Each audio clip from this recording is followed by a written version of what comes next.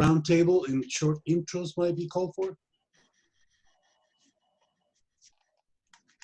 Leo, do you want to like facilitate who you want to see go first, or? To anyone, it's a roundtable, wide open. I'll start then. Hazel and I, we've known each other for over 22 years. Can you believe that already?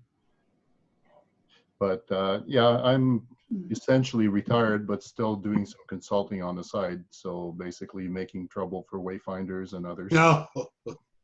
And that's about as much as I'll say right now. I will add that Louis was very instrumental in helping us get incorporated bylaws completed. Yeah. Without Louis working on that, I don't know if we'd be here today. It's, I mean, that was a monumental task, and he put in a lot of time helping us with incorporation. Thank you, Louis. Thank you again, compadre, indeed. Anybody else? How about Doug? Yeah, I'll go next. And for a couple of reasons, thank you for sending me the reminder, Leo. I wasn't sure if I was going to be able to come on today because I've got, it's back-to-back Zooms. And I have an appointment at 2 with a community, Brooks actually. We're looking at, we've got a rural initiative. Just to, maybe before I'll back up, my name's Doug Piquette and I'm the Executive Director of the Edmonton Region Immigrant Employment Council. And since 2008, founding director, and to where we are today, we've got 6 staff here in the and networking program for skilled newcomers to Edmonton. We've also been contracted by the provincial government to run a rural initiative where we're trying to create mentorship culture throughout the province of Alberta. And so I have a phone call with Brooks at 2. They're wanting to be one of the pilot communities. We've got Lethbridge and Fort McMurray as the 2 pilots going right now, but we're looking at expanding the scope of the project a little bit, and had a chat with Medicine Hat this morning and then this afternoon with Brooks. And the other issue I have is my old 2009 iMac tends to freeze up. The processors don't seem to manage Zoom very well. So I've got maybe 40 minutes and then it starts to freeze up. So if you see my face freeze up, then that's the reason. I'll have to shut the computer down and then start it up again. So I'll stay as long as I possibly can without the computer getting too hot. Wonderful, wonderful, compadre. Thank you. It's good to have you, Doug. You've been very, very supportive in different ways of our journey. I still have to persuade you to join and become a formal member of Wayfinders. Hopefully, before the end of this year, you will, compadre. You will be welcome. You know that. Yeah, we're in survival mode. We lost 1/3 of our funding through the province this year, so we're we're a bit compromised, as you can imagine, but we were still able to deliver a balanced budget, severely cut. But yeah, we're a little bit nervous with the year ahead. Not so much the year ahead, but the next year. Yeah. And I wanted to say hello to Louis. I haven't seen in quite a few years, and we were involved with the Community Development Initiative many years ago. So it was great to see your face again. You look like you're 22 years old with this this. You don't look like a guy who should be retired. And great to see you, Paul, and Randall as well, and Hazel. Nice to meet you. Okay, Paul, you want to introduce yourself? Sure. Hi, this is Paul Chung, and how you all doing? And I know Leo for a long time, and I think over 10 years, right, Leo? At least, compadre, yeah.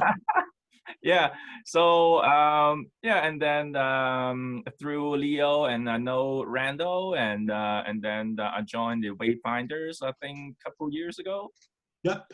So I'm doing media production and like filming and all such. My background was I was a DJ and producer at the CKER FM 101.9, and now they are called World FM, right? So I've been in the ethnic media for quite some time.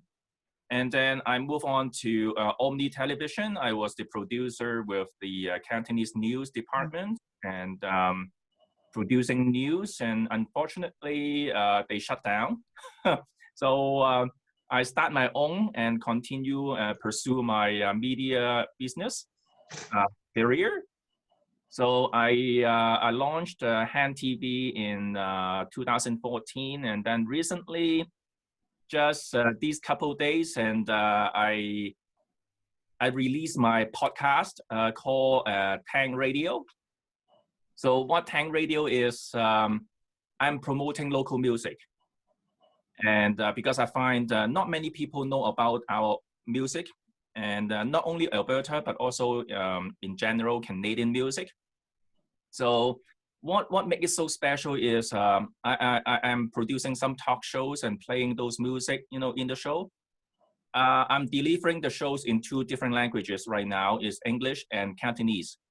So with different languages, I hope that, I believe, you know, I can take the music, the local music overseas.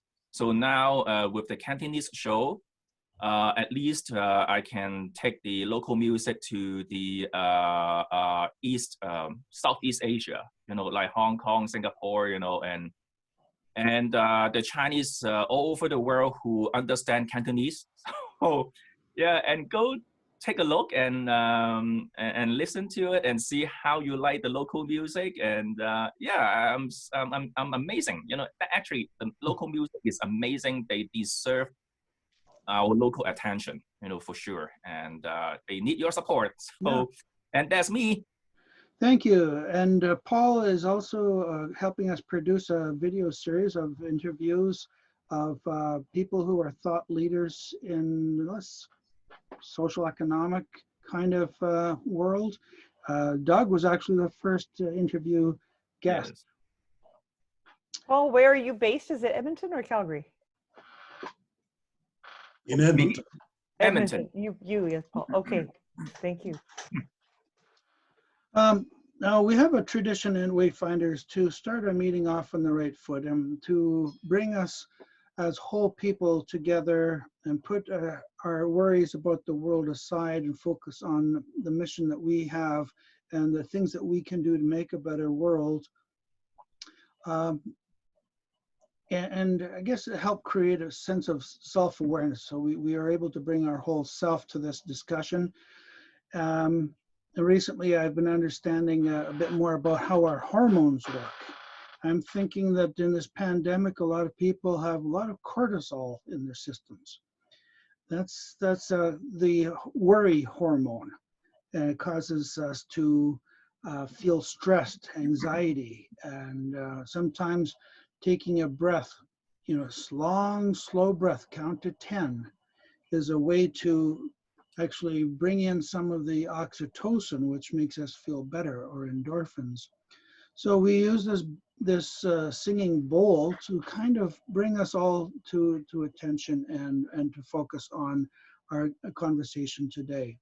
So just bear with me a moment.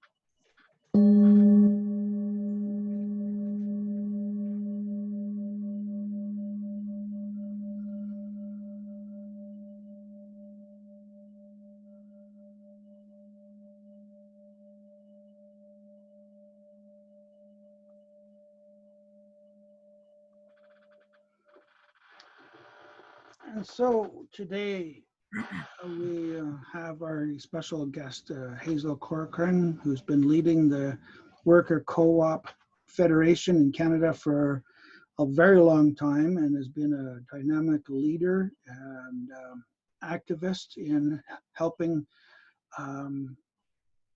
worker co-ops get started. I'll tell you a bit of my own story.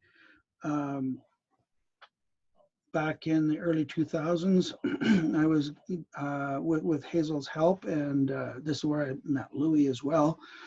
I was taking training on how to assist in the development of worker cooperatives.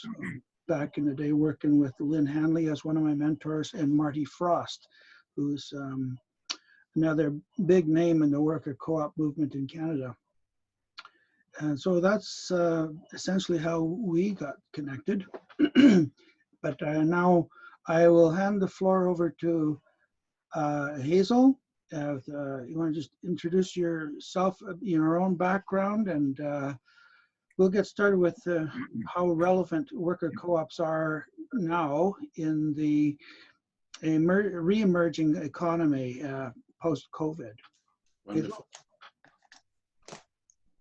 Thank you very much, Randall, for the introduction. To introduce myself in more detail, so after doing undergrad at University of Alberta, I did a master's in linguistics just out of interest. That was at UC Berkeley, and I certainly got interested in a variety of things there, including employee ownership, just kind of learning about the ESOP movement a little bit off to the side. And then I decided I would go and try to figure out exactly what I wanted to do with my life, in a strange way, perhaps by going to law school. So I went to Dalhousie Law School, and it worked because I decided that I would do an independent study paper on laws to do with employee ownership, and I do it in French just because I wanted to get my French stronger. And I found a prof who could, supervise that. And very soon into the research, I found out that some of the most interesting stuff in this field was going on in French. So that was a great bit of serendipity there. Maybe it was meant to be. And I discovered the worker co-op model, and I basically thought, bingo, that's what I've been looking for. And, then kind of focused some of my, that was I think the summer between second and third year, I did most of the research on that. And then I focused my classes on, I need to understand business law. I need to understand everything relevant to this. Of course, they never, ever mention throughout law school, just like they don't in business school or accounting school or anything, what is a cooperative? There are co-op acts in every province. You never hear of them. I don't know that the prof that led my paper had heard of them. He's great. Don't get me wrong. I think he's been dean of a law school someplace since, but he didn't know about it either because it's just not part of the curriculum. So anyway, as it turned out, again, great coincidence, at the end of law school there, the end of my last year, I was reading at the time this great worker co-op magazine that was published out of University of Toronto, OISE. Jack Porter was the main person. I learned that this organization that I now work for and have most of the time since, the Canadian Worker Corporation, was having a founding conference sort of an hour away from Halifax. So I went to it, and a year later I was articling, and they called me up and said, we can't get incorporated. The federal act is really complicated. Will you help us? So that's how I got involved working with them. And anyway, not very long after, I was mostly working with them to the degree anybody could, because it was really, there weren't enough resources in the organization for staff, really. So there were two of us, myself and Peter Huff, being paid 10 hours a week while we did other jobs around that. And since the year 2000, I've been full-time as executive director. And throughout that time, I've been involved in many other sectors, the consumer co-op sector, mostly on boards. I was on the board of Calgary Co-op, First Calgary, now Connect First. Le Conseil canadien de la coopération et de la mutualité, the Francophone Apex organization in the country for 11 years, where Louis Grenier was working for a while too. And then eventually the new bilingual one, Co-ops and Mutuals Canada. That was 6 or 7 years back. And then now I'm on the board of the Co-operative. So I've usually got at least one hat outside of my job in some other sector or other. And I'd say my first love is the worker co-op movement as far as my work is concerned, but the other sectors are also very interesting too, and in different ways. And I'm also living in Prairie Sky co-housing cooperative as well. So yeah, that's me. Don't think I need to say any more.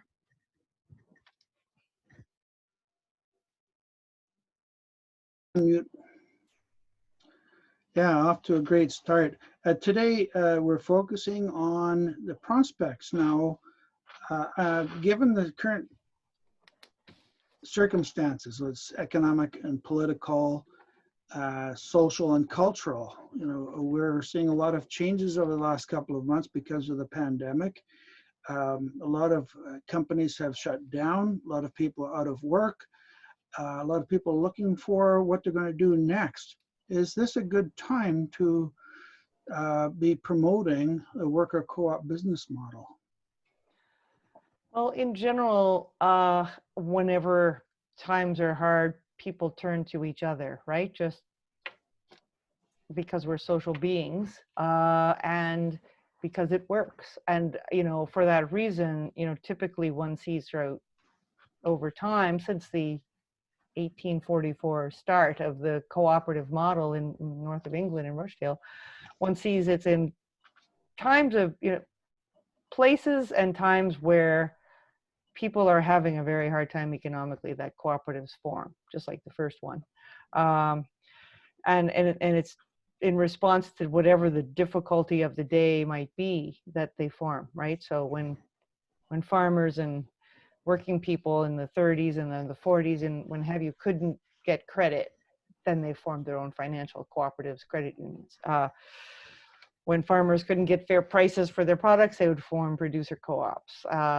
Way back in the day in Rochdale, they were forming the co-op to buy their food because, the company store was not being fair, selling them flour that had rocks in it, or not, the scales were miscalibrated, so they were being cheated. So, exploitation and economic hardship can lead to co-ops if people can hear of them and then have support, figure out ways to get them started. So clearly today, I think when you look at the incredible, I think unprecedented amount of unemployment that's all of a sudden here, and business closure too, there's like no comparatives, right? I think clearly people having work is a huge issue, because right now, I mean, it's good that the government, the federal government especially, is providing all the supports that they are to get us through this kind of like height of the crisis. But in the meantime, a lot of businesses are closing and aren't going to come back.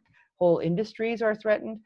And so I think when you consider that work and the need for paid work is like one of the most critical issues it's really staring us in the face, just kind of obscured by, these good programs that I doubt we're going to end up, unfortunately, with a guaranteed annual income. And if we do, it's probably not going to be at the level of the CERB indefinitely. Who knows? I mean, that's guesstimate, but a guess rather. But I guess I would say that this is a time where businesses are so threatened. Small businesses are closing left, right, and center. I think that the Canadian Federation of Independent Business is saying it's something like 30% of their members may be closed already or closing and may not open, and they don't know, but that's astounding. And some of them are retiring owners that our organization's been talking about for about 15 years. And I think we were talking about it too early and researching about it too early and trying to move on that, because the boomers weren't really retiring yet. I think between the 2008-9 financial crisis causing people to, lose in their retirement savings and so on, it's all been delayed, and just maybe people's propensity to keep going and not necessarily retire as early as we may have guessed or in earlier days. But so, I mean, that's part of it. But I think, now the boomers are that much older, and if your business is badly struggling, it's a very common thing, I think, to just decide to close up. So those many cases could be sold to employees and or to other stakeholders in the community that are around that enterprise. So, I mean, and I mean, there's other issues facing us too, in terms of the long-term care facilities, and how lovely it would be if these had no profit motive in them and they were just about, like multi-stakeholder co-ops are also part of the solution, because in that case, we were talking about the seniors and other vulnerable people in the homes, as well as their families, and then the workers, like all of whom would do well to be in a cooperative, because the whole purpose of a cooperative, as you all know, but maybe some of the people watching the recording won't know, it's around people coming together to mutually meet their needs, right? So I think in this time where obviously the needs are huge, it's a kind of time where it might be hard to get profitability in businesses, right? So the owner class, if they're only thinking about profitability, it may be a great time to close, because they don't have profitability and they don't know when they'll get it back. And in the meantime, they'll lose out. So while that's going on, the folks who were working in that business and buying its products and services still have the need for those jobs and those services and so on. So it's sort of just jumps to one's mind, certainly my mind for obvious reasons, but I think a lot of people are having these kinds of thoughts that it would be the right time for the worker co-op and multi-stakeholder co-op models to be out in front where people are hearing about them, and then in some cases, you know, creating them out of failing businesses or creating new. So I'll let you ask other questions so that I don't just give a lecture here. Yeah. Does anyone else have an immediate thought or comment, question? I have other questions, but I don't want to monopolize. There is a, a documentary that I find pertinent to share. I'm going to put the trailer on the chat room here. It's called The Take, produced by Canadians Avi Lewis and Naomi Klein in 2004. It's a wonderful piece of work. I remember bringing that documentary with some friends and what have you. That's a long time ago, and had a premiere at the Princess Theatre here in Edmonton. And it's about workers organizing and taking over, literally, companies that collapsed in the economic crisis of Argentina in 2004. Right, I remember that. And so I'm going to put it there, and you could, it's available on Netflix, you know, Canopy and YouTube. There's a free copy there as well, and so on and so forth. It's pretty intense, a true story. It's a documentary, obviously, and I think quite powerful. And hopefully, for some of you, might want to share it along with other people. It tells, you know, it tells the story of people like us, workers specifically, in some key industries that found themselves all of a sudden without nothing, and so on and so forth. But not necessarily without nothing. They found themselves with their knowledge and expertise and their skills, but not necessarily owning the means of production, so to speak. And this is about that, in a way. Okay, thanks. I think that's a great suggestion, Leo, and I'm very familiar with the film, and it's an excellent, it's a very well told story as well as Absolutely inspiring. But I was going to add that the link from back then until today, I feel, is through you know, folks that have been working in this organization, which include Avi Lewis and Naomi Klein, the LEAP, creators of the LEAP Manifesto on climate change and just transition. They have now kind of also created this entity that's meant to be Canada-US at least, called the People's Bailout. And you know, we had Avi Lewis at the Canadian premiere. We were really lucky that it just so happened our fall conference that year was right around the time that it was out for public release, and we heard about it and we reached out to him, and it anyway just so worked out. And so he came to that premiere in Moncton, and you know, spoke to us there, and you know, it's great to know that like this researcher at the People's Bailout had reached out to me and told me that, you know, Avi told him the story of this was the connection to us there. And like, I think that there's a lot of groups like this that are kind of coming up. I'm trying to put that in the chat, but it's not going to work because I don't think I have it copied properly. But it's no, the problem is I have an issue with my keyboard. So anyway, it's People's Bailout, no punctuation, .ca. Maybe somebody else is capable of putting that in a chat. You know, clearly a lot of folks are thinking about this now. You know, that's what I take from that. So I didn't mean to distract from discussing the Take, because it's a great resource. It's kind of specific to the Argentinian situation, but I think one of the most relevant or closest analogies in Canada right now is the fact that Foodora, the giant multinational food delivery app-based, you know, multinational company, has closed its doors in Canada, 6 cities, I believe, including both Calgary and Edmonton, because the workers decided to assert their rights in a variety of ways, you know, getting a labor board ruling that they're not contractors, their employees, and also deciding to unionize. And so Foodora pulled out. So some of those folks, obviously they can't get access to the technology that Foodora had, but they are organizing to create a worker co-op. And that's a great kind of similar Canadian story, I think. And that reminds me, before we wrap up today, I want to talk about this platform cooperatives training program, which is going on right now, that we're a little bit involved in, that some of the Foodora folks are as well. But anyway, those are my comments on the take. Yeah, Louis had stepped away for a moment, but he had a question there in the text, so we'll get back to that when he's returned. One of the things that has come to my mind is, as we're talking, I was doing that internship or apprenticeship in worker co-op development back in the early 2000s, as I was saying.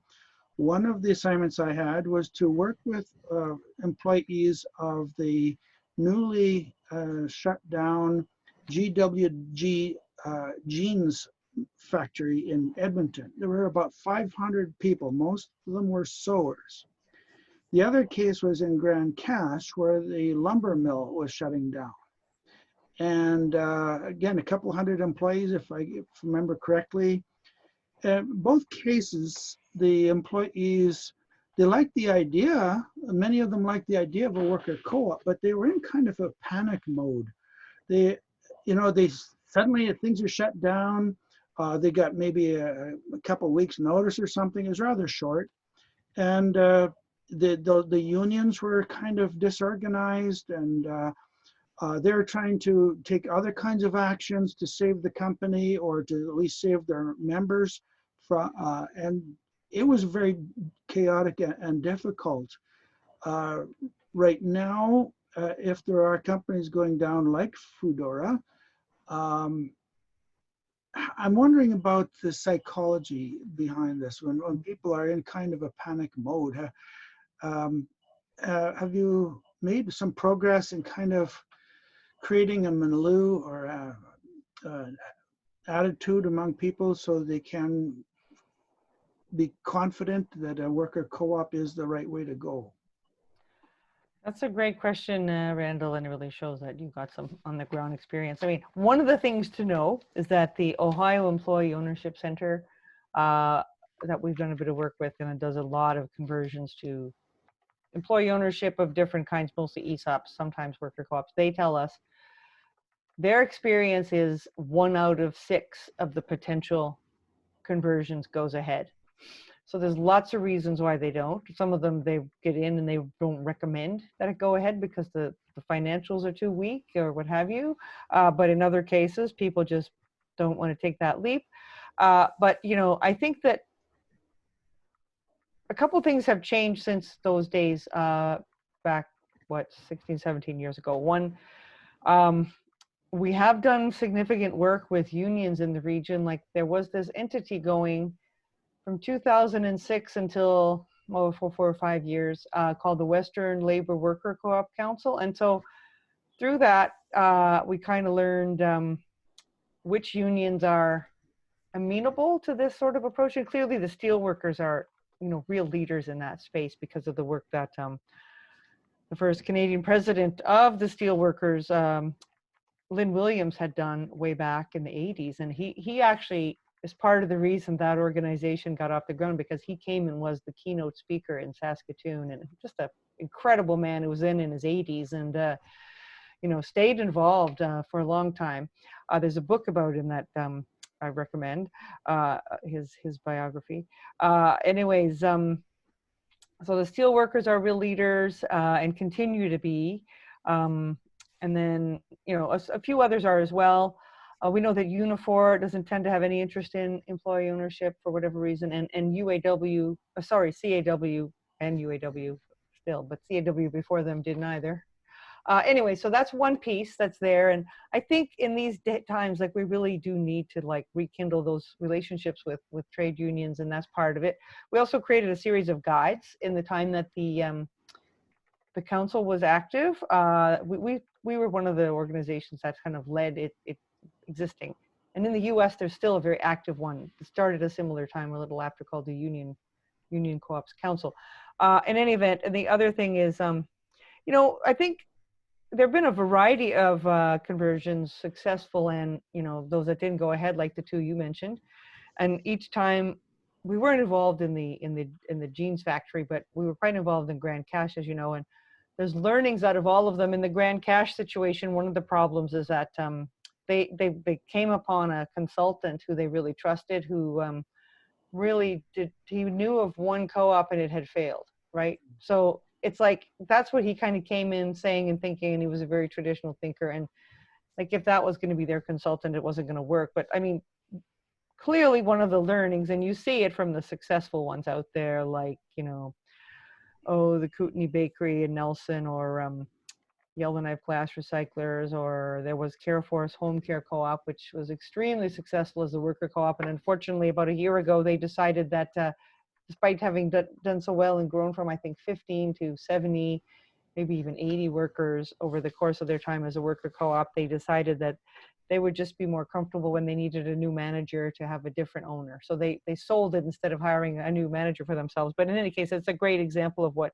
can work. All of those are, you've got to have on the ground a supportive, knowledgeable co-op development consultant or facilitator, or close at least. Like in Grand Cache, we didn't have anybody close, right? There's been lots of examples that are very rural where it's hard to have somebody close. And this is, I guess this would lead us into talking a bit about the funding now we're seeking from the feds. You know, there need to be resources available that can not only promote the model, which is so unknown, but also get help to these potential conversions, or else those stories will get repeated everywhere, because oftentimes the workers are quite reluctant.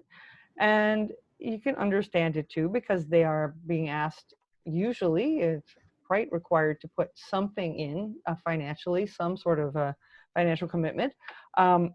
We try to make it to the degree we're able, not too great a commitment, but we think it's a healthy thing that they have some skin in the game, as they say, but also, you know, time, and it's new and feels risky and all of that, you know. So usually if they're thinking about some other option, that the first place they might go, like this happened with GM Oshawa, was, we really think that the government should just buy it, right? So like that is very, very unlikely, and may have some issues anyway, but depending, you know, because it's not uncommonly, like, then the government might just go ahead and sell it back to some other owner that doesn't keep it in the long term, because they don't want to be in the business of making cars. So we did some work and, you know, consulted with the union in Oshawa, and there the result was really that there were some other folks involved, the Green Jobs Oshawa group, and they were really keen about what they called democratic ownership, which they meant selling to the government. But I think, you know, the real issue was we were going to convert it to an electric vehicle plant, and the costs were so huge, it was very difficult. It's still an option out there, and the paper is on our site, the pre-feasibility and so on. Anyway, so, but you've got to have someone on the ground or close with working with them who knows what they're doing, who can try to bring as many people along as possible. You don't need to bring every single employee along.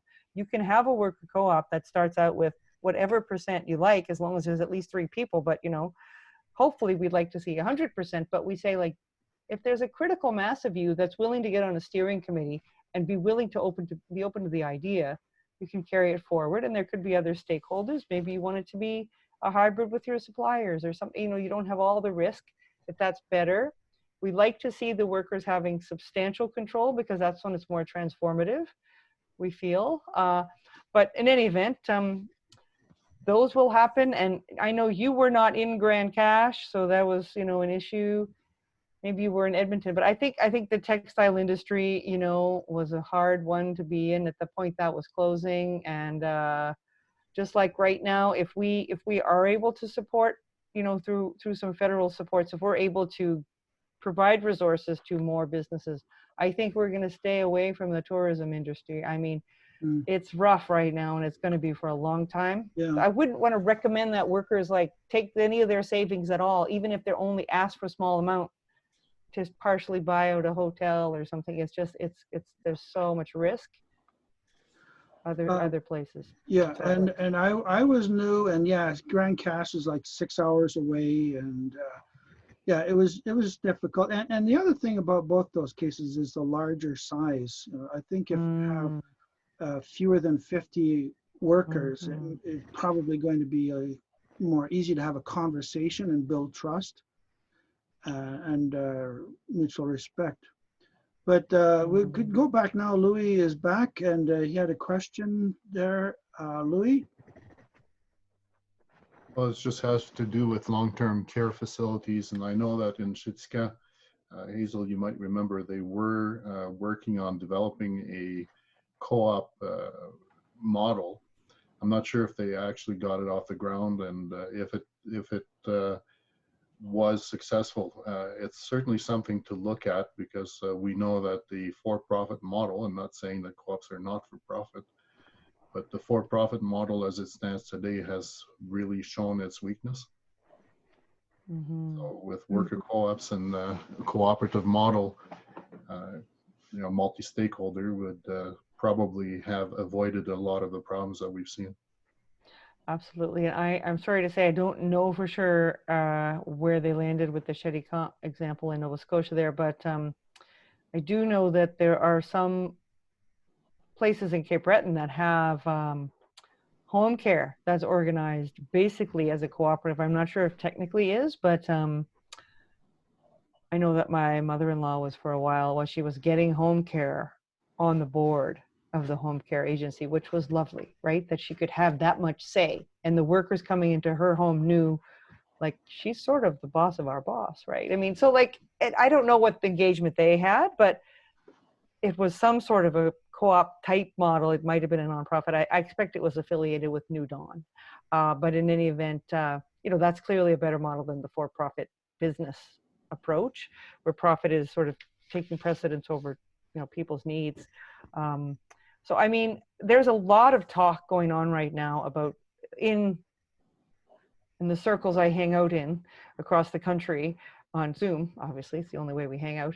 That are wishing to advocate for this model. There's an excellent article that was written in the Tyee about pitching this for Vancouver Island. That happens to be also where Vanessa Hammond lives, who's the past president of Healthcare Canada, their federation, and also still with the Victoria Healthcare Co-op, and folks in Ontario. I was just on a call this week earlier where people were actively stating, we want to try to do something in Ontario.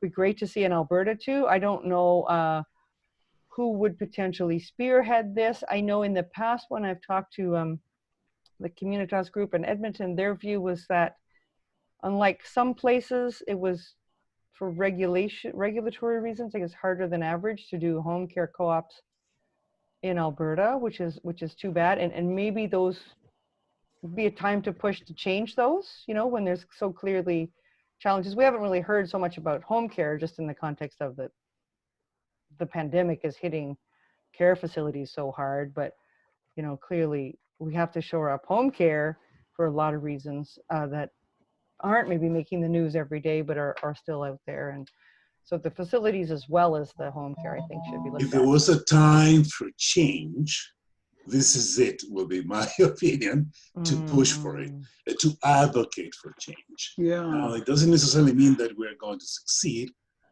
but I think we should at least try. One of the things is I'm working with the l'Association francophone de Brooks. Doug, you were talking about Brooks. The l'Association francophone works with youth, immigrant youth mostly, and they're looking at, well, I helped them develop the concept of projects, and also they're looking at entrepreneurship models, and cooperatives is one of the models.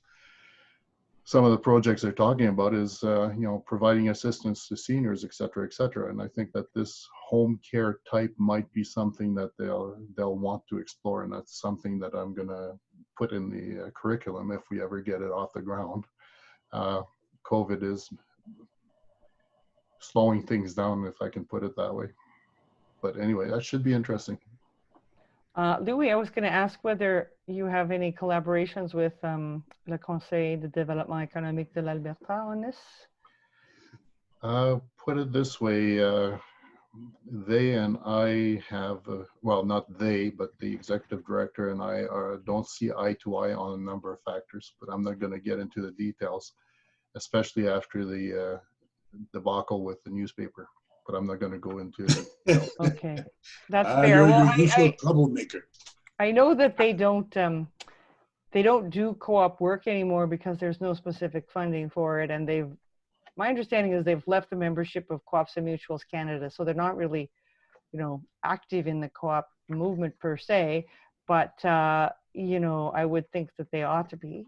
I mean, they get funding for Francophone economic development, and it doesn't have to be non-co-op, right? But the issue becomes when they don't have any funding that's specific for that, because they get other funding, they tend to focus on, of course, the objectives of the programs that are funding them, which are not necessarily thinking co-op. So yeah, there's a few comments I could make, but I won't, about what's going on in Alberta with city, but I'm just going to leave it at that. And okay, that's fair. Right. I don't want to push you. I just was curious. I didn't know that part of the story at all. So I was wondering here if I can jump in. That competitor, that you work with new Canadians, newcomers, sort of people who are coming here to find a new pathway to prosperity and wellness and so on and so forth. How does this, do you see a possible relevant pathway for people to consider these workers-owned businesses of some sort, that it might find echo within your regular constituency? Yeah, it's hard to say. I don't know how many are familiar with sort of co-op models. It's not to say that they're not thinking entrepreneurially. I think that they are. But I think what holds them back is, it's, you land into a new place and you're trying to make, your mark and learning the new rules of the game and so on. And I know, having talked to a lot of our clients, they won't say it out loud, but they secretly, in some cases, want to start up their own consulting firm, whether they're engineers or accountants and so on. But not until they've developed their social capital and kind of feel comfortable with their soft skill development and knowing that, how do things run in Canada? Then, maybe the co-op model is something universal, and it's a language that could be spoken around the world. But I think for them landing, I think some may be thinking, yes, that's what I want to do. I don't want to get into my field right away. I would like to start a business. And I know that Action for Healthy Communities here in Edmonton has been doing work in that. I think they're looking at entrepreneurial development specifically. And it's so that's something that we don't, sort of work into. Our work is really to help them requite their careers here in Edmonton, and then building that social capital through networking programs and so on. And I think that probably, and I'm just putting a time frame around it, but in about 5 years or so, if they are comfortable, they could actually make the leap in going into, let's say, an enterprise of some sort, whether it's sort of for-profit or a co-op. If I could just jump in on that topic, which also sort of is from the prior topic as well. I mean, in Edmonton, the best example of an immigrant-led co-op, of course, is the Multicultural Health Brokers Co-operative, which you must be familiar with. And they now have 100 workers, most of whom are members. I mean, it's been growing consistently, and they are all often concerned about the stability of their funding, but it's continued for over 20 years, and they're just so inspirational. And I know they have a new video coming out soon that I've had a chance to preview, which is awesome. Anyways, I know that they have tried to incubate other businesses, in some cases as co-ops or other kinds of social enterprise in the communities they work in. And I don't know what supports they get, but they've struggled to make them all work. Some are working, the daycare and others, but do you have any comments about like how to maybe creatively partner with them? Well, they are members of our co-op, by the way. Good. Absolutely. Yvonne Shu, a dear friend of many, many journeys, was one of the first that said yes to our initiative a few years back now, 2 or 3 years ago. she's one of the co-founders of Wayfinders Business Cooperative and all that. And we have been trying to be as helpful as we can in terms of what we are trying to do, building this particular platform and whatnot, you know. But because I know Yvonne well, and she's a dear friend, I am also aware of some of the challenges that they face around well, often financing or finances and the selling of their services to Alberta Health and all the negotiations that they have gone through in the past 6 months, quite intense, particularly under the new political climate that we have in this province, as you know, and whatnot, you know. But Randall, any comments that you might want to throw in on this? Well, anytime you mention multicultural health brokers, I kick myself wishing that we could spend more time figuring out solutions to help them out. I mean, building on the success that they have had, and the prospects should be there. We recently talked with Martin Gerber-Conrad at Edmonton Community Foundation, and he's adamant that he and others in the social finance sector need to do more to pull together and find ways of financing social enterprises, including co-ops, as needed. And it's possible that through this vehicle of the cafe, we are able to bring, or similar kinds of sessions online, we can bring together some of these people and figure out a way to make things happen. Because we ourselves are in a similar situation, although we haven't got so many lives depending on our continuance. The prospects are so good. We just, how can we not try to pull out all the stops and make the money flow?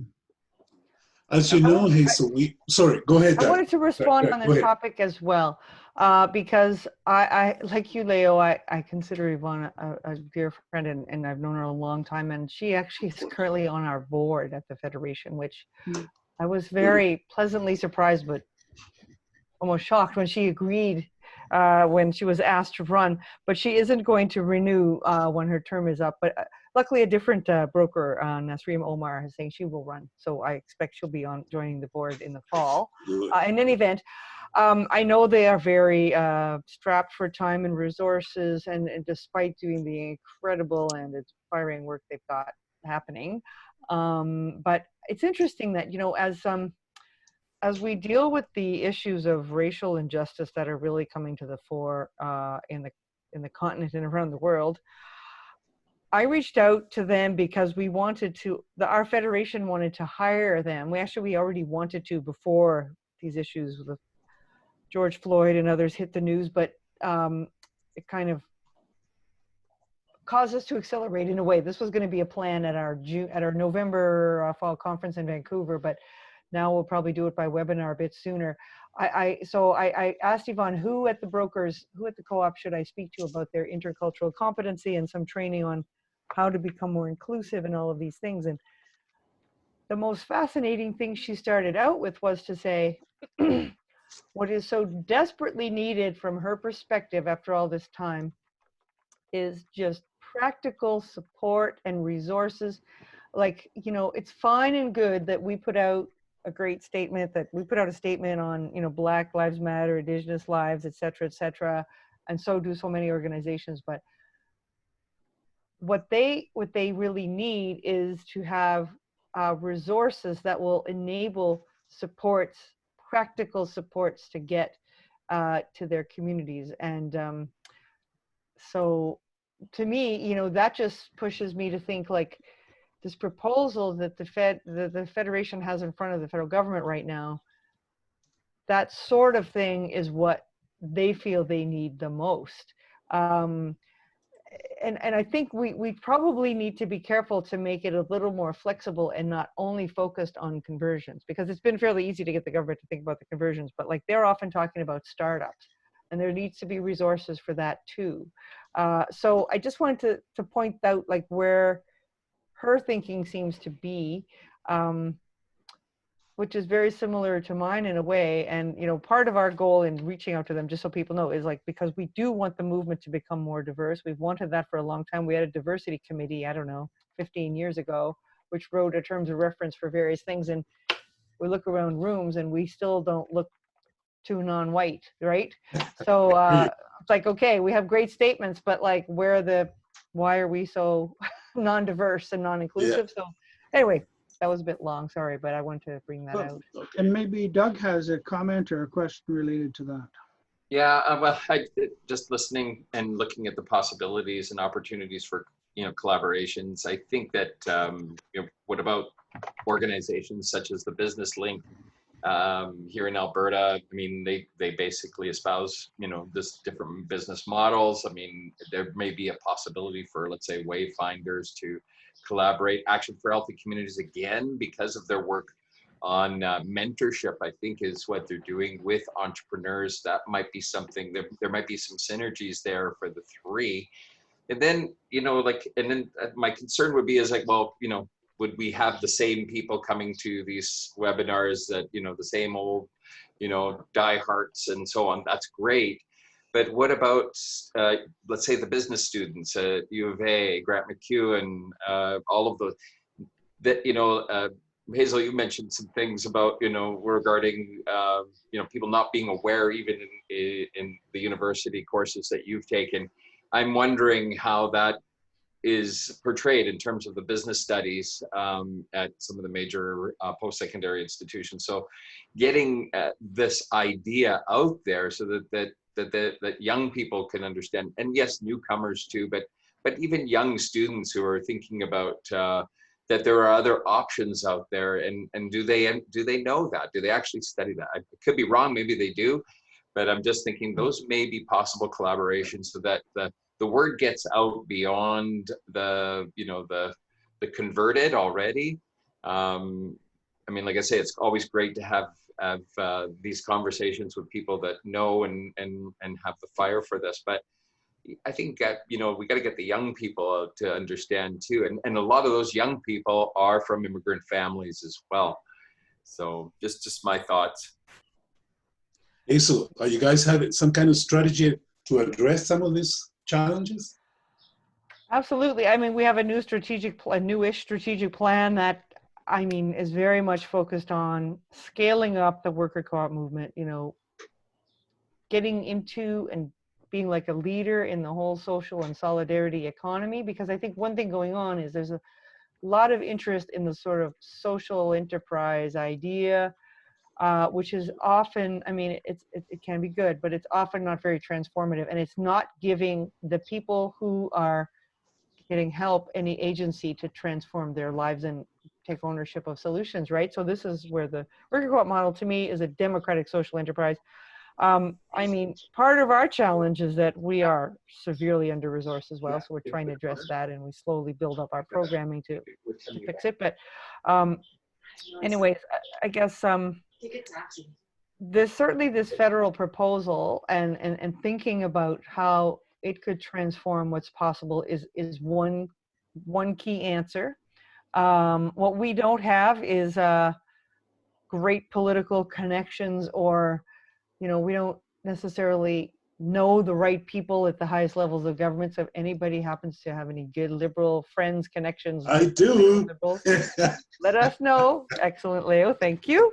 Taking a note. I mean, we are getting meetings, you know, so hopefully that'll work. But beyond that, we also wanted to reach out into a whole variety of other kinds of organizations that are working with sort of overlapping mandates, you know, like Wayfinders, but like Doug's organization, and more like Paul's organization. I mean, small enterprise that you run in media and in immigrant communities, and with youth and feminist organizations, racial justice, every kind of organization that is like in the solidarity economy writ large, you know, the kind of membership in the New Economy Coalition that is Canada, US, and is doing great work too.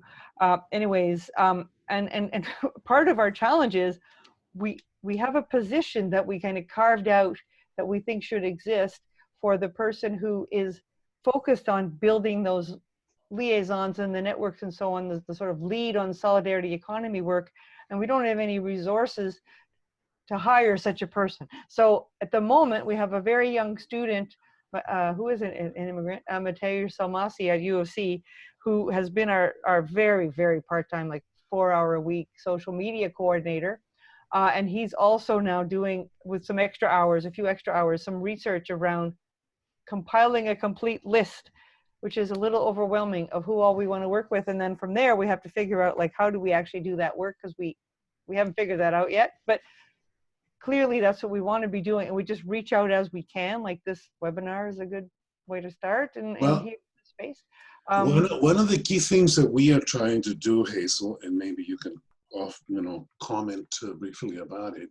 One of our challenges is building this organization, Way Finance Business Cooperative. One of the challenges is financing and funding, as you probably know, and a few other things, and so on and so forth. But ultimately, this is also about building relationships. And I think that there is so much that we can, sort of some elements of promoting and announcing and connecting and networking is done through email, social media, and a bunch of other things. But this has to be very personal as well. I'm telling you an example. We're still in startup phase, but recruiting people to join us have always been a very personal conversation. Either often in a cafe downtown or somewhere in a location. And so there's a physicality to the conversation.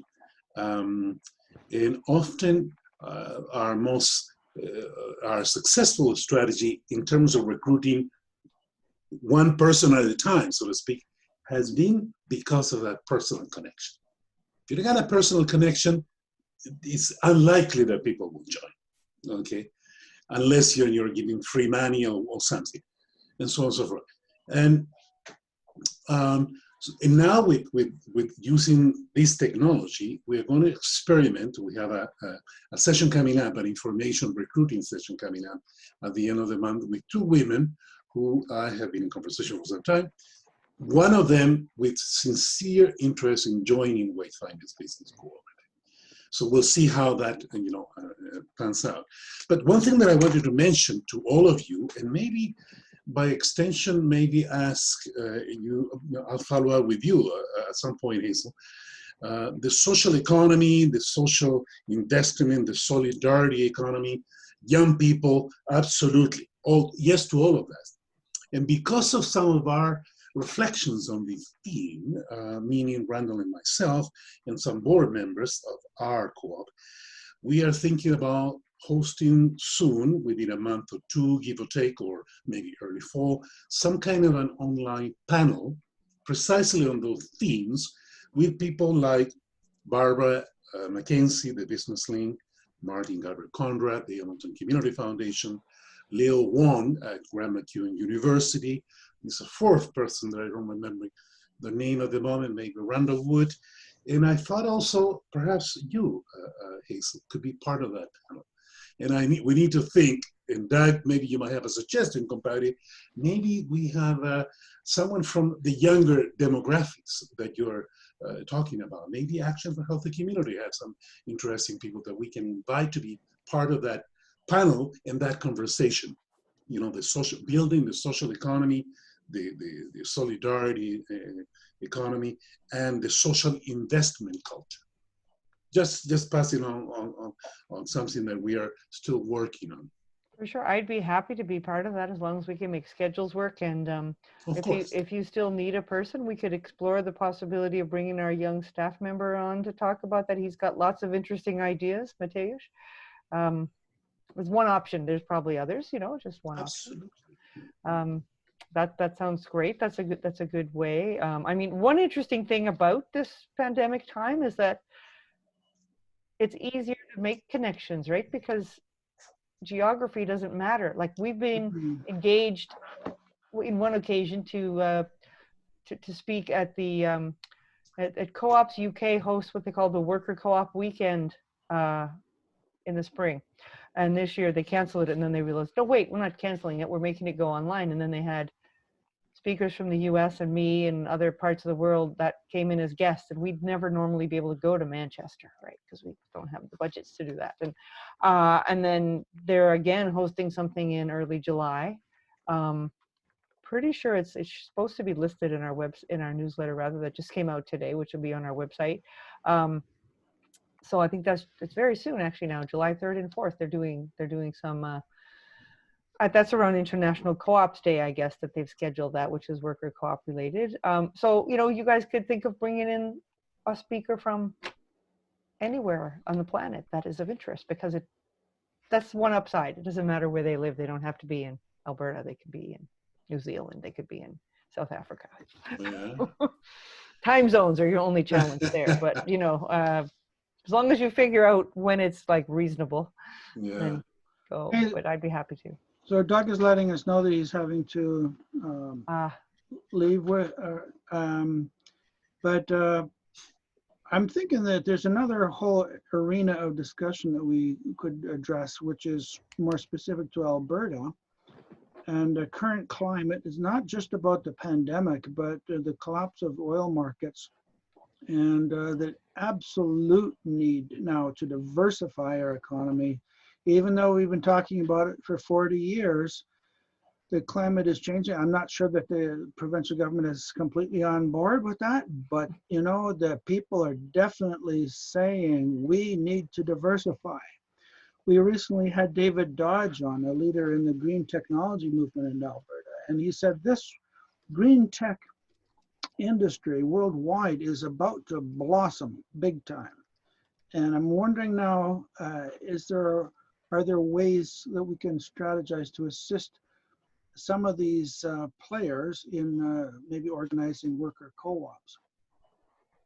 Yeah, well, there are quite a number of worker co-ops and other co-ops in renewable energy and kind of related, like green building and so on. I mean, there are co-ops in Alberta, I guess, like there's Spark Your Power. I'm not aware of any worker co-ops in Alberta in that specific space, but certainly in other provinces, there's, you know, Green Builders in New Brunswick, Sun Certified Co-op in Manitoba, doing similar work to them, and, you know, others around the country. Fourth Pig in Ontario, Fourth Pig that somehow built a sustainable house as opposed to the first three, I think is their metaphor. And then there's a Vancouver Renewable Energy Co-op that does mostly solar panel work, and many renewable energy co-ops that are more like investment co-ops, many of which we have in our CPBCF also has a program whereby people put RSP monies into co-ops, shares and bonds, and we have lots of renewable energy co-ops that are our associate members that are using that.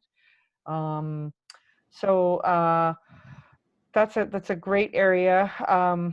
You know, startup is harder than conversion, I feel, because when you're doing a conversion, as long as the business is in decent, sort of got decent fundamentals or is in decent financial shape, then it's really just about the co-op part, right? But when you're doing a startup business, then you got to get the business part right as well as the social co-op people side right. And it seems a lot riskier, but it's certainly a space in which there's a lot of growth and is very needed. And definitely it fits well with co-op values too.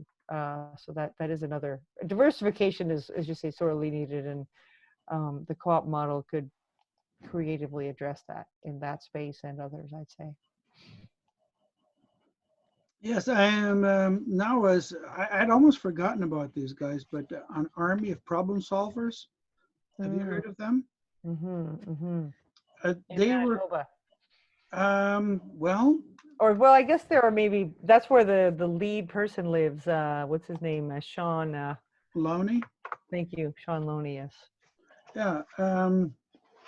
And notice that Paul left the meeting and probably has something else to do. Okay. That's I just wanted to post their email at. Geez, I keep getting the wrong one in there. So Hazel, I have a question here. Do we qualify to actually become members of the Workers' Cooperative Federation? Is that something that we should consider, just to maybe join that particular community? Yes. I don't know. I think that you probably do. I mean, is it a co-op basically of consultants Is that how you would describe it as far as who the membership is made up of? The membership, is, broadly speaking, Amiga, is freelancers, self-employed professionals, small business people, and immigrant entrepreneurs. Those are the 4 groups. Yeah, I mean, I would say yes, because we have quite flexible bylaws around whom we welcome. And I would say right now it's a very good time to join, because we have stated that our dues level for the year, I mean, our financial year end is coming up. It's August 31, but for the year of the pandemic, the dues are $10, and that's not that they normally are. They're normally, mind you, they're very reasonable. They're normally $50 for the first 2 years, and then they're a very small percentage of what people are earning beyond that. And we tried to peg it that it would be, I don't know, the effectively in very old dollars, 1990 something dollars, 50 cents a week for the average sort of low end kind of worker. Like if they could afford a little for a coffee, they could afford to do this. So like that kind of an idea to try to make it accessible, but it's kind of vary between 50 and 3,000 in a normal year. And we do have benefits and services. So we can talk about that offline. That would be great. Absolutely. Yeah. We should. Yeah. And we should I have have to say, we could look at the possibility of CWCF joining you, but we don't generally join other things. I know you'd made that ask, and we already belong to every single provincial co-op association like ACCA Alberta, which we belong to, and the national equivalent, and SEDNet, and quite a few things, that it's a bit overwhelming to keep engaged and like even keep people able to attend us 1 meeting a year for all the things, because there are so many there are so many provinces, there are so many provincial co-op associations. So it's hard for us to be joiners, but we would be happy to welcome you, and I think you will find it's a net benefit to be engaged. I mean, between our conferences and our granting programs, which are mostly designed to help co-ops figure out technical issues, but you could get that sort of support, the loan program. Anyway, again, we'll take it offline, but wonderful. Yeah, that's great. We should have that conversation, and we will. That would be really good. I did want to have a chance to raise this platform co-op idea a little bit more. I know it might not have been in your questions, but if I could just like answer a question that I'm asking myself. Tell me about platform co-ops. When people talk about platform cooperatives, if it's not obvious to you, as with me when I first heard that phrase, it really means getting the co-op model, often worker co-op model, into the spaces occupied by what's annoyingly called the sharing economy, Uber, Lyft, Airbnb, etc., which are really just, giant venture capital backed businesses that happen to be based on a technical thing, right? A platform of whatever type, some app. It's not even really special technology. Not even necessarily, no, but it is like, that's what they mean by the platform. It's some kind of technology that's proprietary that they, then use to exploit people, basically. So this movement is really taking off quite interestingly. And, there are some relatively high profile examples like Airbnb. Up and Go is an app that is used by house cleaning co-ops in New York City, which I was really happy to learn recently is developing a franchise model. So I think once house cleaning can be a thing again, because the pandemic is over, there's a vaccine, that or what have you, then that could be seriously looked at. And they're often immigrant co-ops that have been in the house cleaning space in the US, which is interesting, mostly Latina. But so this platform co-ops online, it's called Platform Co-ops Now. And it's been organized by 2 places, Mondragon Co-ops in Spain and the New School University in New York City. Trevor Schultz is really well known in this space. He's a prof there. He calls himself a scholar activist. So our organization was invited to be one of the quote unquote local partners. By local, they mean Canada, because it's global.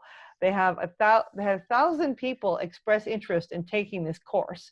And they stopped the registration at some point. I don't know how many hundreds got in exactly. I think in Canada, there's probably, I'm going to guess 25-ish, well, of English speaking Canadians. There's someone else based in Quebec who's doing francophones. But anyway, and who we're in touch with and who we know. But anyway, that is a really exciting development. And the course, you know, they're very open to having the content be freely shared.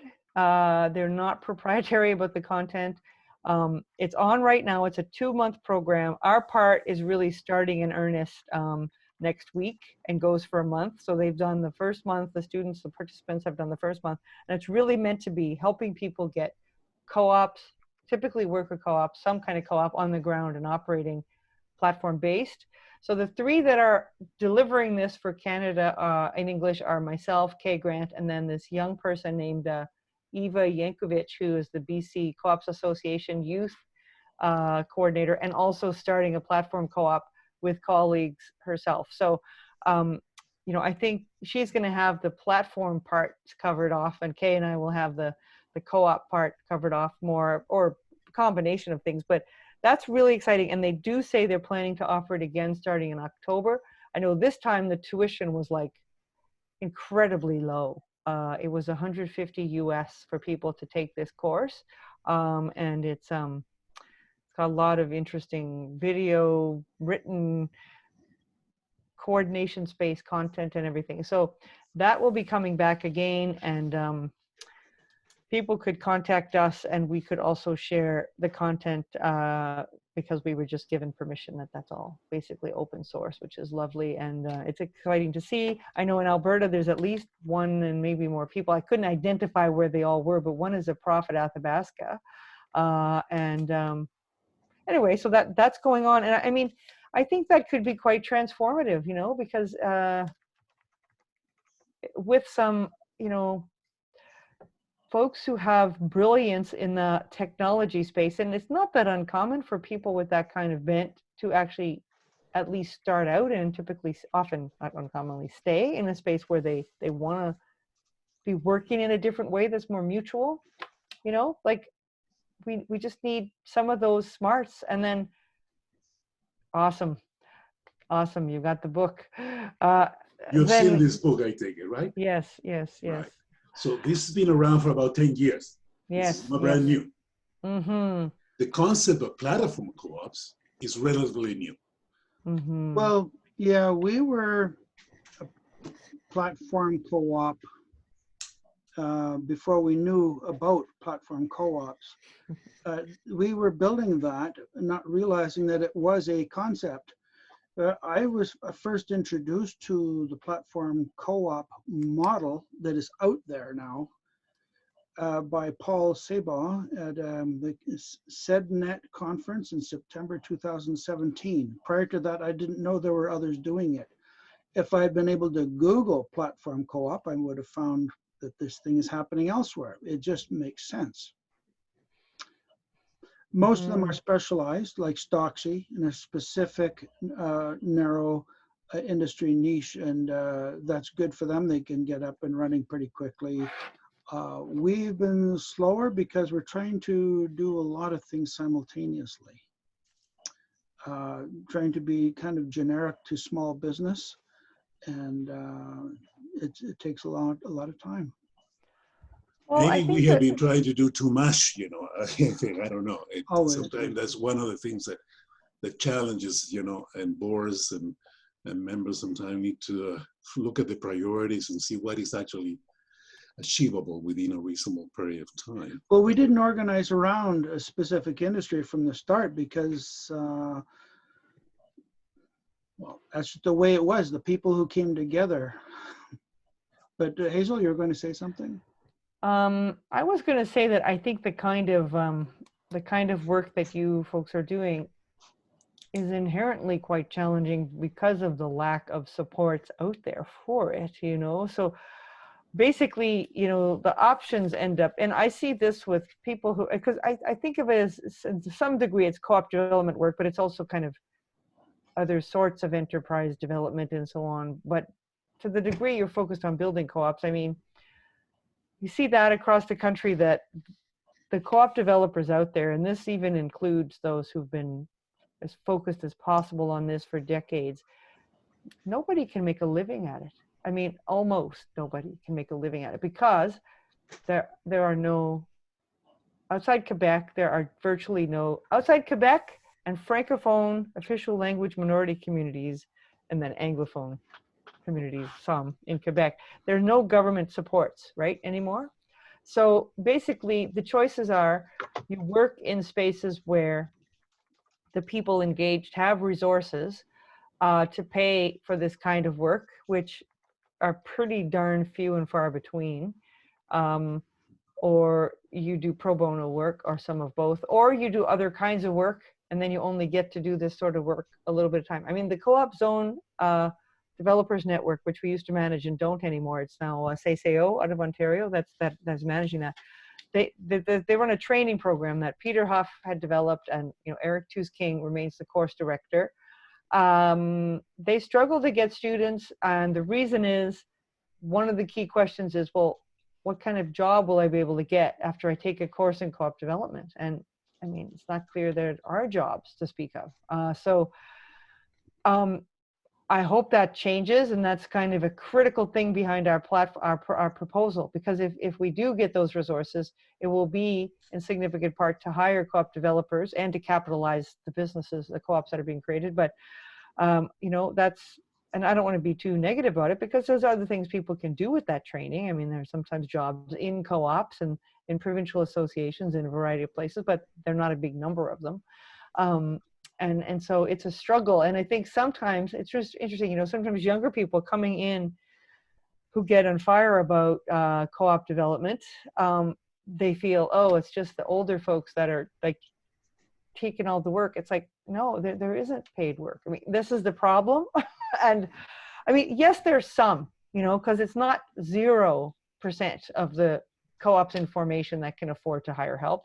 And we can provide, as our federation, some small grants to help. And sometimes there's other places you can go, but that pool of places seems to be shrinking over time. Like right now, the only one I can easily point to, besides ourselves, and we give grants that are maxed out at 3,500, which is helpful, but it's not transformative, right, is the Co-operators, because the Co-operators has a program called they're changing names of it, I think, but there's a CED program and a co-op development program. And, generally they only have an intake once a year, March the 1st. So that's important, but they do grants up to, I think it's 20,000. Often they look more favorably on grants that are for like less than 10, because they want to try to maximize the number of groups they support. But that's a good source.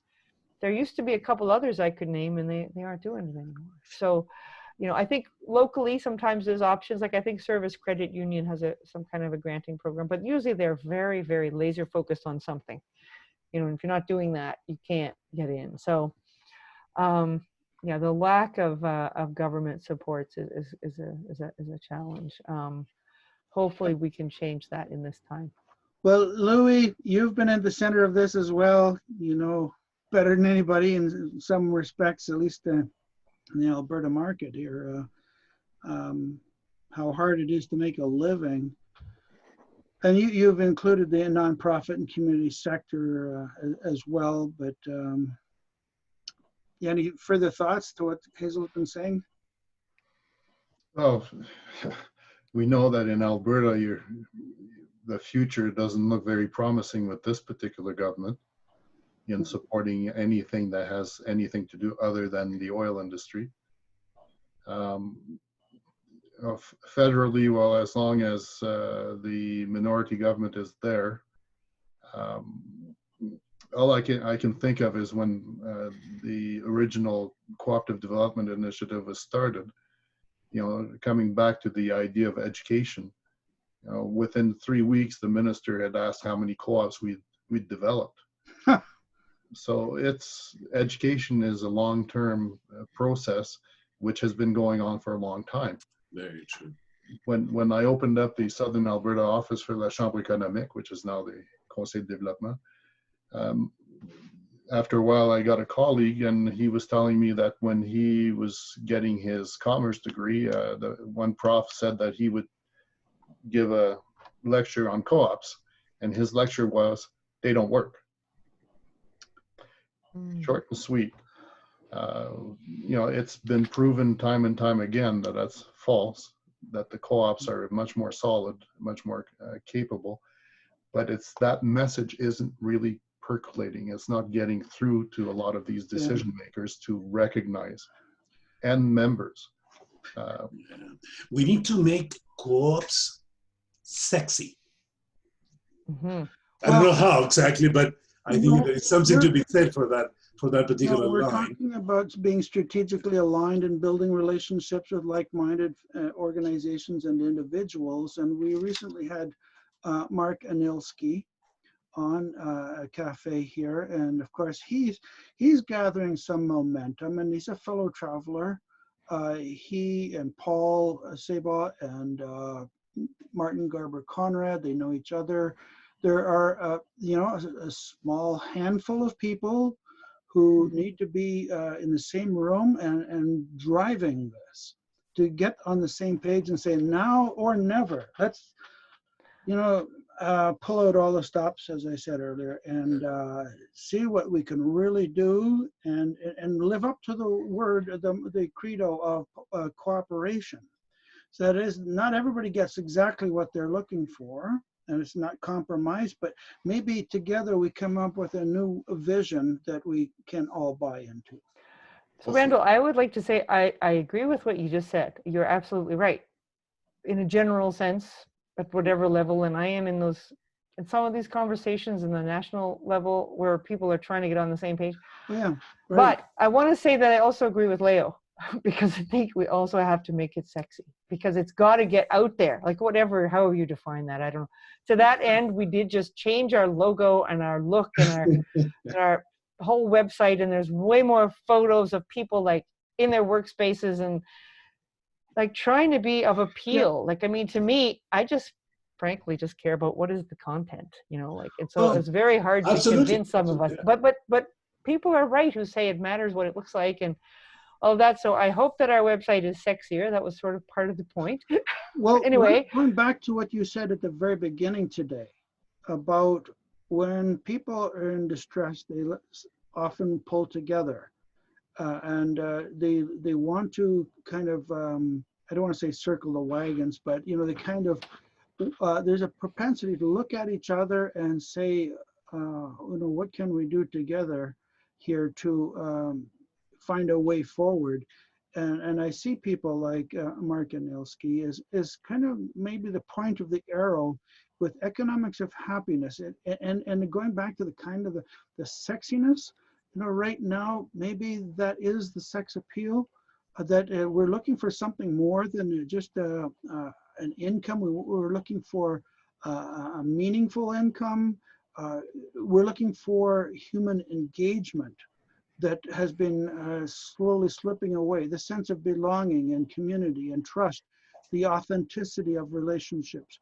And maybe if we can bring all these things into one kind of mission or vision, then we've got something that's sexy. I agree Absolutely. with you. And I think also, just complementing what Compari is saying, I think you also need people are thinking about food on the table and a roof over their head. So it has to be all of that what you just said, Randall, but also the practicalities of how am I making my living here? Yep. Whether it is through a co-op or whatever particular economic model that I might belong to or institution. And it goes back to I have to confess, between us, in the most utmost respectful fashion, I think some people need to decolonize their freaking minds, okay, and start thinking differently about how do I, with other fellow travelers, can co-own, whether this is this co-op, a platform co-op, or a physical co-op, or whatever, and think of ourselves as co-owners and empresarios in a collaborative, cooperative fashion. 7 principles and all that. Let me give you an example. 20, well, maybe 15, 20 years ago, I don't know if Hazel, you might remember this. Remember maybe compadre Luis might remember as well. Remember the jeans factory that we had in Edmonton, GW? Yes, that's what Randall was talking about earlier, that he was Exactly. Well, there were some of us who tried to engage in conversation with a few people. I didn't know Randall then, by the way, but I talked to Kay Quinn, Yvonne Shu, and a bunch of other friends at that particular time, you know, and so on and so forth, about engaging in a conversation with the Alberta Federation of Labor, okay, very successful entity, and with money on top of that, to provide a loan to some of the women who were thinking, they were mostly immigrant women, and mostly of Asian ancestry, about maybe it was a time that this could become owned by the workers there. Well, you know, surprise, surprise, perhaps maybe I am a little bit too naive. You know, the answer from some of the powers that be at the 20 years ago was, well, we are not into that business of owning things. No, we are employees. We sell our skills. The patron pays us for it, and that's about it. You see what I mean? And what happened? The company shut down, and they moved somewhere else. That's the end of the story. And all the assets were lost. Right. Well, this is where I was talking about how some unions and or federations of labor are into it and some aren't. And I think the work we did was helpful. And there are unions talking more about these things, I believe, and needing to, because their unionized jobs are falling as well, right? So if they want to save unionized jobs, but I do want to mention in Halifax, the Glitter Bean Cafe Co-op, which was a complicated story, but they are a conversion, and they're all, every worker there, every worker owner there is LGBTQ plus, right? It's a very queer led cooperative, and they have an enormous following on Instagram, and they're very interesting. They've been around, I think, a year and a half or two. Anyway, they are unionized because they started out as a unionized entity. Again, it's a long story, but their union, which is SEIU, which is also quite involved in these things in the US, gave them a very favorably termed loan, placed a very favorably termed loan, and, you know, has been super supportive. So there are examples. There are certainly unionized employee-owned spaces as well. All the paramedic co-ops in Quebec, they're worker co-ops, all of them are unionized. I mean, and have had union supports. So, I mean, beautiful.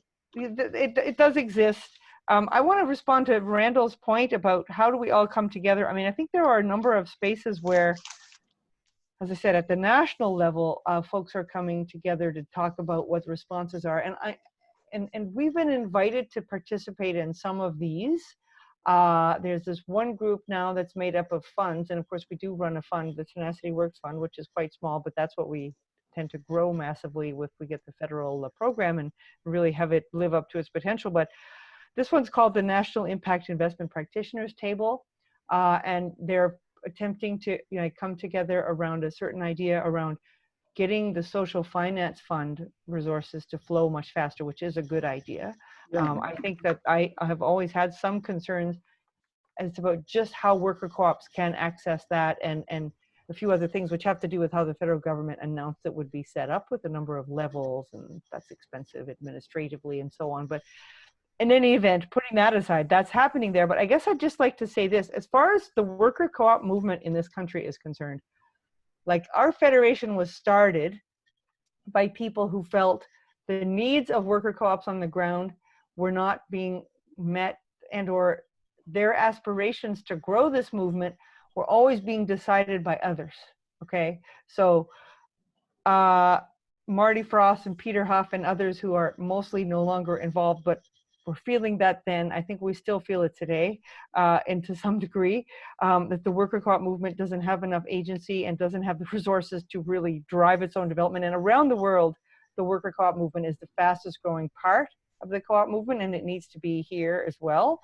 You know, we see it in the US now, we see it in, you know, France and Italy and Argentina and Japan and other places. But in any case, the experiences we've had, which are long, have really seen anytime we get focused on a collaboration which has another group driving what's going to happen to serve worker co-op needs. For example, the First Ontario Fund, a labor-sponsored investment fund that was started there under the NDP government, that really the Ontario Worker Co-op Federation drove the starting of, thinking it was going to serve worker co-ops, and that's in the legislation.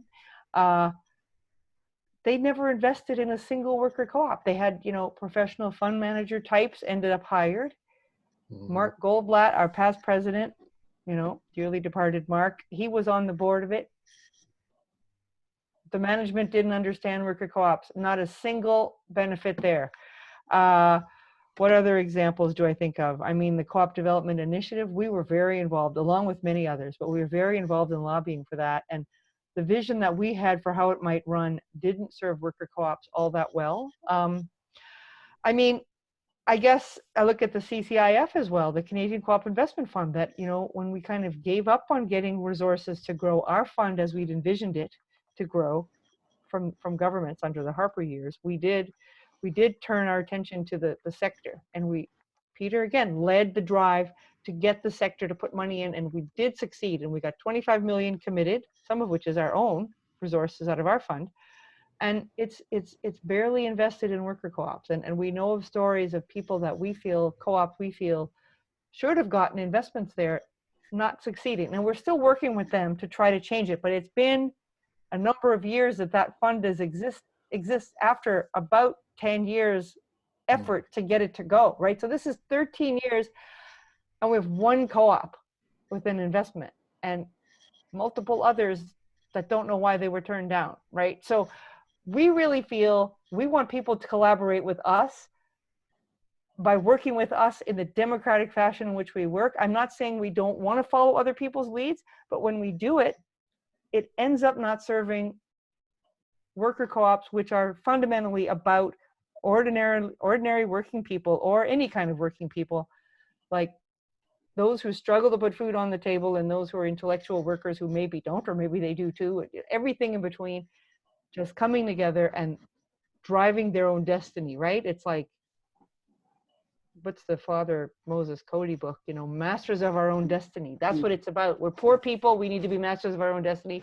How do we do this without being co-opted by others who are making much bigger salaries than us, who are, you know, not serving these needs and don't understand it, and don't understand the drive to actually, you know, ensure that democracy is respected and in a fundamental way. And that's why, I mean, I'm getting a bit worked up here because, I mean, I'm getting old. I got to make this work, you know, like I'm going to retire at some point in like the next decade probably. And I don't want to leave with the organization as small as it is because it's too needed. Like Mark used to say this, you know, in the many years he was our president, it's an organization with a mandate that's absolutely huge and tiny resources. Well, we've eked our way up into having, like, I would say we've eked our way up to modest resources. They're no longer just tiny, right? We've got 4 FTE staff, no government supports.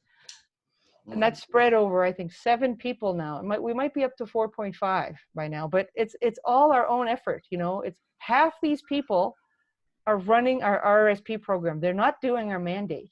So it's really, it's me in half of Kay's time and half of Kenzie's time to do the whole mandate of the organization, right? After 30 years.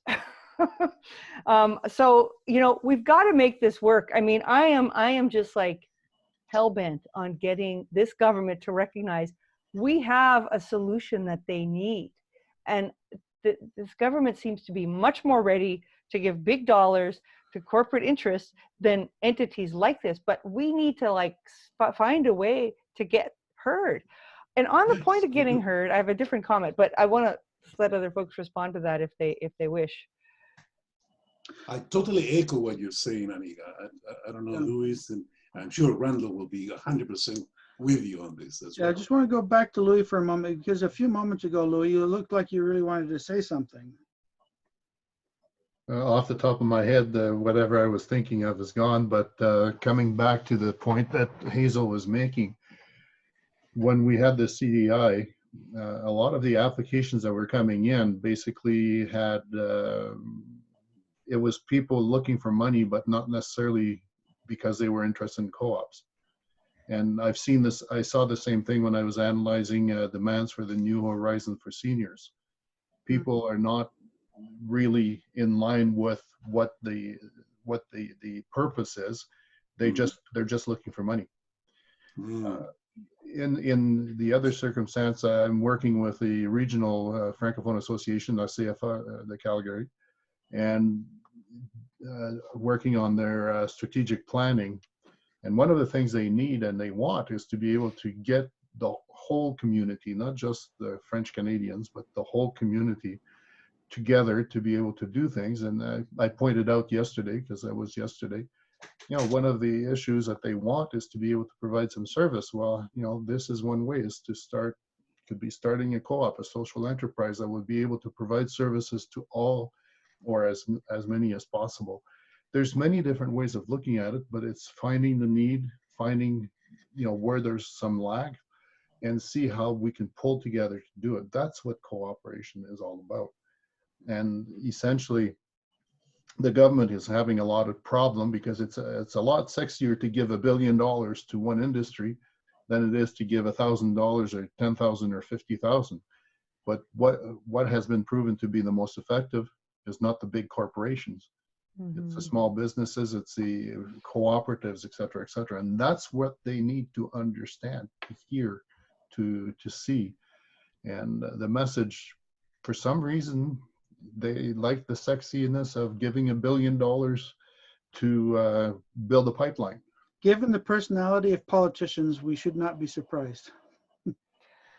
No, I mean, I think the way entities like ours have in the past succeeded, and the way we have in the common wisdom, is you find a champion who is in the government who wants it to happen. And this is the reason our fund exists, because in the day, 1999, it was the Jean Chrétien government. I was still a 10-hour-a-week worker and, you know, doing some other work as well. In Jean Chrétien's office, Haviva Hosek, who wrote their Red Book way back in the day, their platform that got them in originally, that government, she just felt this is too good an idea not to try. So she just figured out, she moved a mountain and figured out how to find program dollars when there was no program. That our fund came from the Unemployment Insurance Research Fund because that's what she thought of. And you know, we need a champion like her. Now she's long retired, but I think, you know, there are some potential, because Maurice Bélanger, he, you know, you probably know who he was. He was a Liberal MP who sadly died of ALS. I'm not sure, a few years ago, I'm not sure when. And anyway, he was a great champion of co-ops. Of any Liberal MP sitting in Parliament that I've ever known of, he was the greatest champion.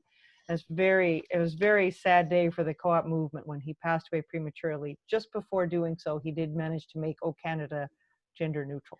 That's one thing he's famous for, and will always be. He was the Speaker of the House too for a while, but anyway, his successor, Mona Fortier, is the Associate Minister of Finance, and also has another responsibility. And you know, she is a good potential champion. We had a great meeting with someone in her office. We had a great meeting with Adam Vaughan. We had a great meeting with a variety of other kind of sort of ministerial assistants, not the highest one, not the chief of staff this time, but we have had chief of staff meetings and minister meetings in the past. Adam Vaughan is a parliamentary secretary himself. So, you know, that there's a possibility that we're going to find our champion, but it's not obvious to us yet. And we're sort of stuck in this space between, you know, for a while there, they were just like opening the door and shoveling out another few $100 million or a few billion. And they seem to be in this mode of, we need to think about what is the organized recovery going to look like. And we seem to be getting told we're going to be put over to the decisions on that.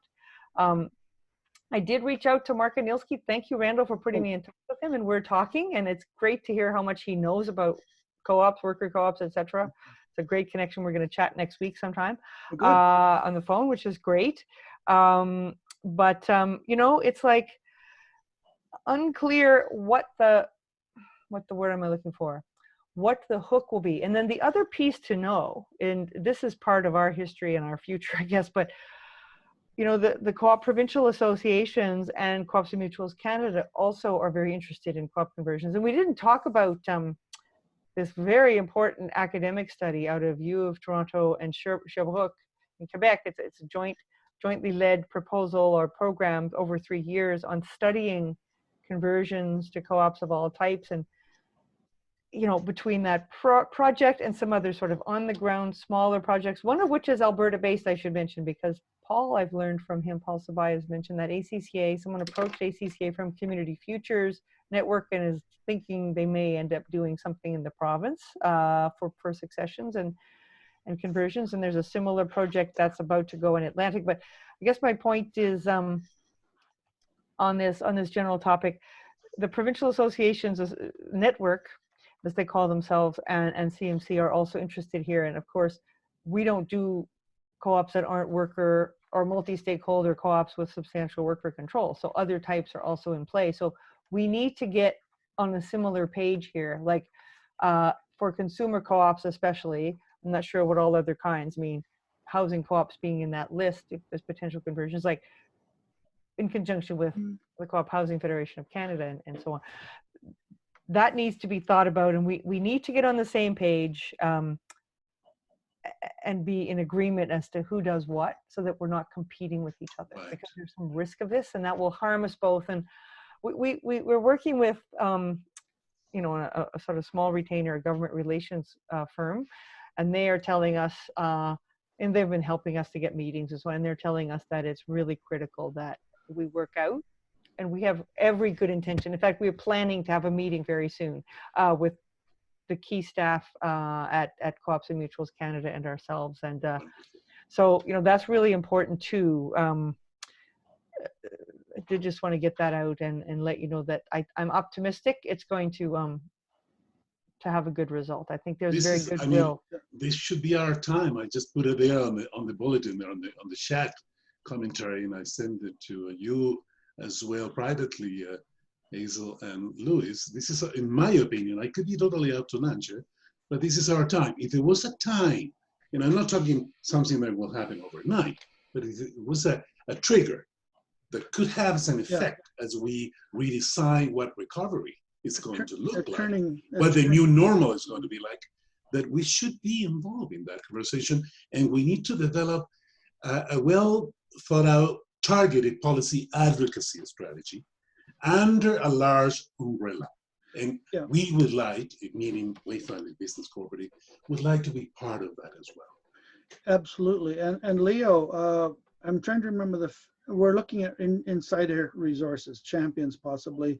The fellow who introduced us to the Investment Readiness Fund, you remember, what is his name? Salem.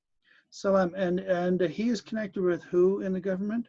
He's connected, he's a political appointee of all ministers that serve Western Canada, from Winnipeg up to BC. So he's a good friend. But also, amiga, I should mention this to you, and compadre Luis, Randall already knows this. You know, I have a very good relationship with Pablo Rodriguez, who some of you might know. He is a House leader for the Liberal Party. And his father is a close friend of mine. They're originally from Argentina, by the way, talking about the tape. And Pablo is a very open-minded fellow progressive, you know, and so on and so forth. So, you know, I know if I could offer something, amiga, even a word that might be simply saying, yeah, these are good people, you know, should sit down and listen to them, might be helpful. Sometimes that's all that it takes. You know, it's someone that nudge somebody a little bit and use that you know, constructive influence, if you wish, for the common good, so to speak. Well, I'm going to consult with our government relations firm and ask them about their take on that, but I would expect they're going to probably want to take you up. Thank you for that. That is a great connection. And similarly with Salem, yeah, I'd forgotten that there is a Western Minister's office. Isn't it in Calgary? No, it's in Edmonton. It's in Edmonton? Because it used to be in Calgary. Like yes. Okay, good. And it doesn't matter because I'll be meeting them on Zoom anyway. I did want to ask as well if you guys are connected with Alif Partners too. Do you know of them? I've had some connection with them in the past, Amiga.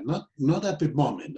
I have to say I sort of took a little bit of a breather from that community for a little while because of some of the personal changes in my life. But well, in any case, it seems to me they're doing some overlapping work a little with you folks, and they're also a worker co-op. And are you talking about the LEAP bunch? Alif, A-L-I-F. Oh, no, I'm sorry. I misunderstood you. No. I was thinking about the LEAP, Naomi Klein in that bunch. No. Alif Partners, they do business consulting. Most of them are Muslim, but not all. And they are sort of based on some principles, right? Yeah, now I remember. Yeah, we talked to them. Yeah, we have, I think. What's the guy's name that we talked to? Is it Omar? This is a couple of years ago, right? Omar, a couple of years ago, yeah. Omar, yeah. Ran into him on the street a couple of times too, downtown. I have no idea what happened. What happened to them, Amiga? I think that they are very involved in their own community. And I know Omar was on our board for a while.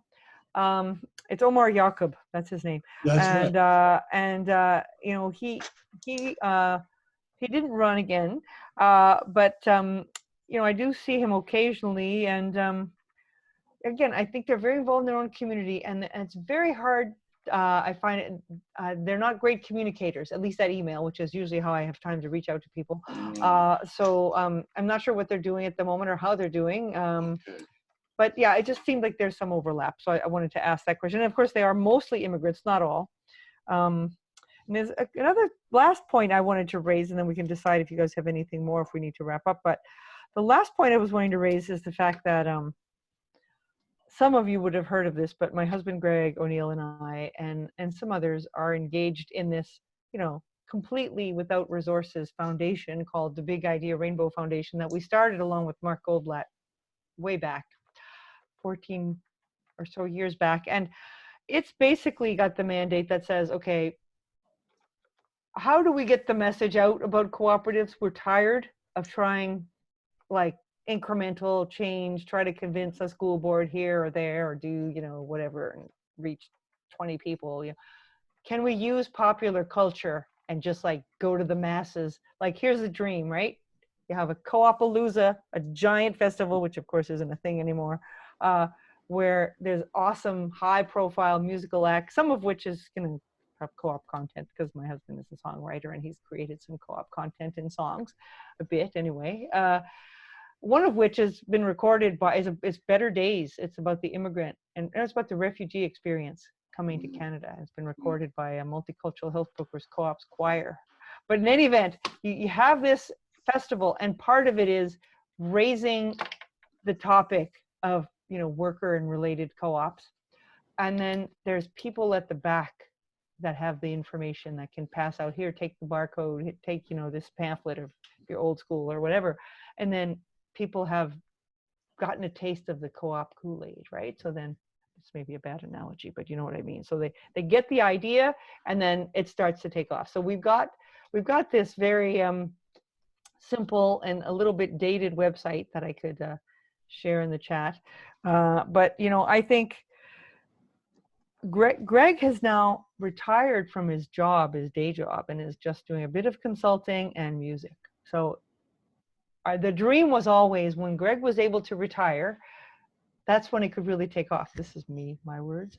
I should not be saying that probably. I will be in trouble at home if he watches this. But putting that aside, you know, there's some great music he's created, and others have too. There's other young friends we know, including there's a woman in Sustainability Solutions Group worker co-op called Rebecca Foon, who's won a Juno. She's a cellist. Wow. She is into this. Oh, and that group, interestingly, has sort of done this on the topic of climate change.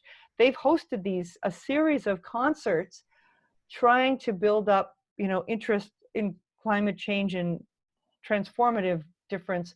Starting in 2015, they call it Pathway to Paris because that was the Paris year of the convention, the annual. Or they've been to Carnegie Hall. They've been, you know, it's a phenomenal. This year they had, oh gosh, Pirates of the Caribbean star. What's his name? Help me here. Johnny Depp? Johnny Depp. They had him. You know, they have names. They get big name people, big name musical acts talking about climate change, and then incredible educational content in between. So, you know, it's not impossible. And this Better Days song is a beautiful song, and I'll share that as well. And I was hoping to share that with Kevin, given what he does in the immigrant communities. And it was lovely because when we shared this with, you know, I was meeting with Yvonne and a couple others, just sort of doing a check-in as to how is this member doing and how is multicultural doing, and hearing of their challenges. And I told her about the song, and Greg donated the song and the rights to it to Multicultural. And the idea is, if ever the song could create any royalties, this would be a source of resources for that co-op. And when we shared it with them, they said, well, Greg has written that song to say, you know, the light is falling in the sky above Rwanda. You took your kids and got in the plane and blah, blah, blah. They said, but we want to sing it. We took our kids and got in the plane and we did this. And I'm going to cry talking about it because it's so moving that these people have all lived this, you know, incredible experience to get them to where they are now. And, you know, they just took ownership of the song. And of course, Greg was completely fine with that. And so, you know, it's out there, and I would love to find a way. It's very hard to get royalties out of a song anymore, except there is a platform co-op for musicians. It's called resonate.coop. So we need to get that on to resonate.coop and start promoting the heck out of it and get Kevin Chung to help us and help Multicultural. And, you know, so the big idea is still out there. It needs to happen. We can't congregate anymore. We have to do the online co-opaloozas only. But anyway, that's sort of one thing we came up with, but good. Who knows? I hope it'll work. You know what else resonates? Singing Bowl resonates. We'll use this to bring our meeting to an end, but maybe it's only the beginning of a longer conversation, because we have common vested interests here that, you know, again, going back to scaling up, there's economies of scale in our collaboration. And we need to, I think, strategically pull in some very keen champions from different organizations and bring them together in ways that are not happening otherwise.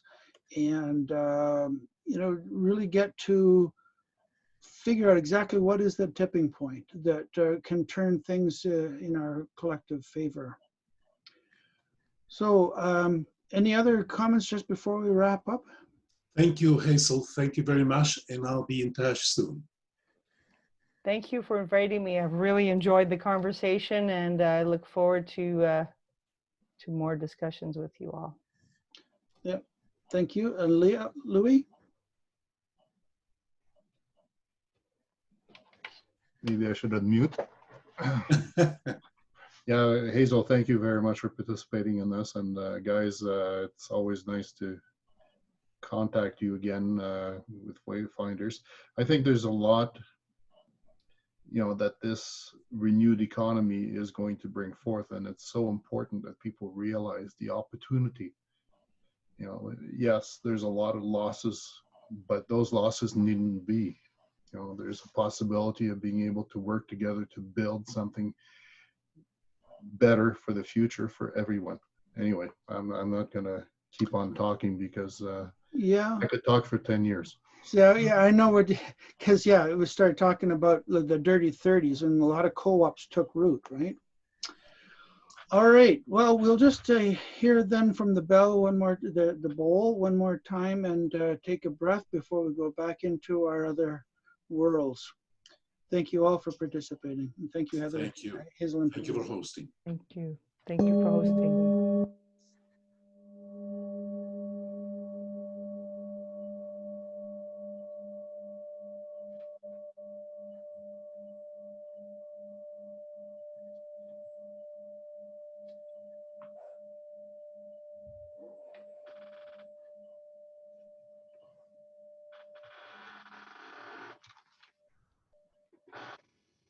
Until next time. Turn off the recording you. and just touch base for a minute.